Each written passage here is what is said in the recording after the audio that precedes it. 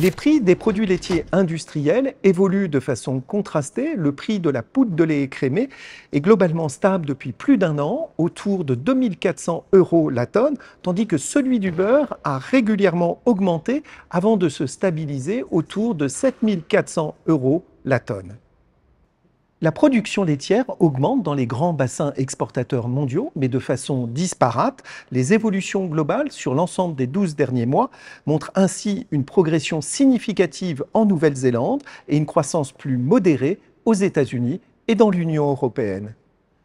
En France, la collecte a globalement baissé de 0,8% depuis le début de l'année 2025, avec des évolutions fluctuantes selon les périodes. Le contexte sanitaire difficile sur le premier trimestre 2025 a contribué à freiner la collecte. En revanche, la situation a été plus favorable sur les mois d'avril et de mai, avant que la reprise de la collecte s'estompe de nouveau en liaison avec la survenue de vagues de forte chaleur.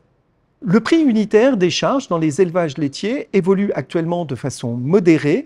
L'indice général IPAMPA lait de vache de l'Institut de l'élevage, qui est en rouge sur le graphique, se trouve ainsi en recul de 3% par rapport à avril 2024, mais présente une augmentation de 22% depuis 2020.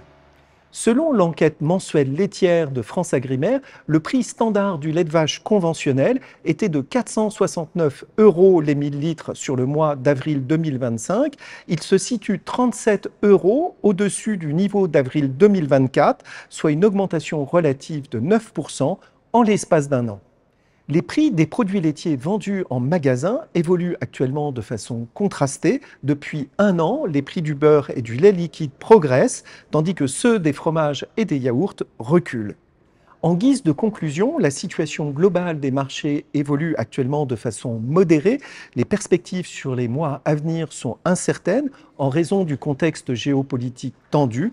Les conditions météo de cet été, qui s'annoncent très chaudes en Europe, en particulier sur le mois de juillet, pourraient également impacter l'offre laitière.